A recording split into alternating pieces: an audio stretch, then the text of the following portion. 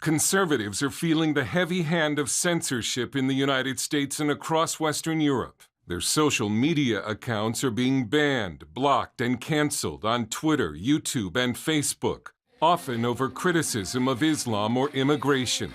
British anti-Islamization activist Tommy Robinson has had his Twitter account suspended again after he tweeted that Islam promotes killing. A German activist received a 6-month suspended jail sentence for calling Islam a fascist ideology.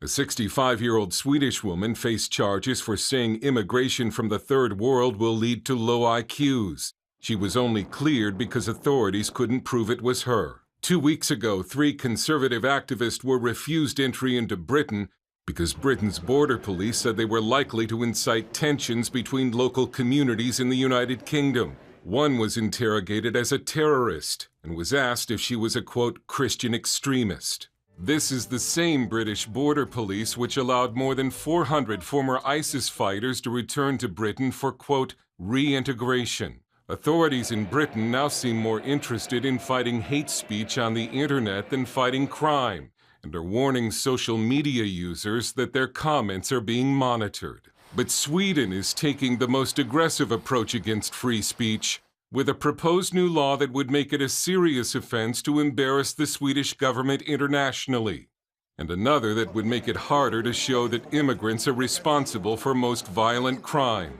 Crime is now so bad in some parts of Sweden, there's been talk of calling out the army to help the police. But the new law would ban the public use of government data that could identify the ethnic origins of criminals. We are moving into authoritarian state, actually. Johan Westerholm runs a website critical of uncontrolled immigration in Sweden, but he's not sure how much longer before it's shut down. If I report in a way that puts Sweden in a bad standing or in a bad position in a relationship to other countries, even if what I'm reporting is true, is relevant, and is fact-based, that might be a criminal act. So that might be that I might have to go to prison for life for that kind of reporting. If you can't fix the problem, punish the critics. That's the new strategy in Sweden, where the establishment realizes it can no longer hide the truth about Sweden's immigration disaster. We call the critics foul names and say that the problem is racism. That's the problem. The reason why immigrants are not getting jobs is because of racism.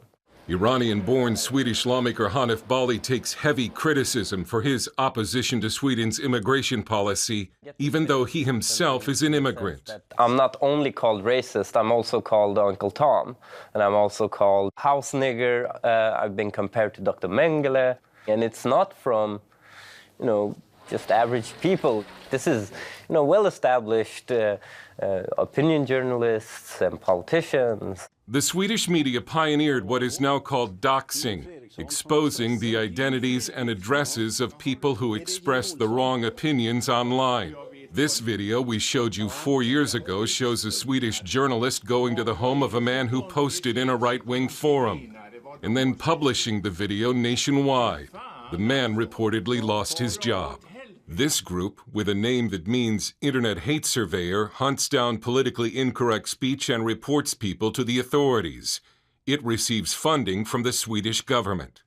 But Sweden's worsening crackdown on free speech will do nothing to fix any of the real problems that have created the speech in the first place. It's as if the government thinks if it can just stop people from talking negatively about the problems will go away. There is not a single study about how immigration has causally affected crime in Sweden. That's absurd, I would argue.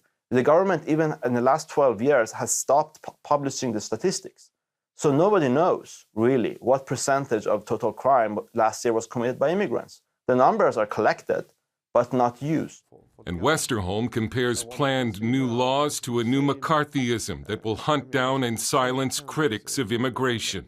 The government, through a more repressive and restrictive media legislation, they will be able to shut independent media voices down. Swedes will proudly tell you that their law protecting freedom of speech is older than the United States.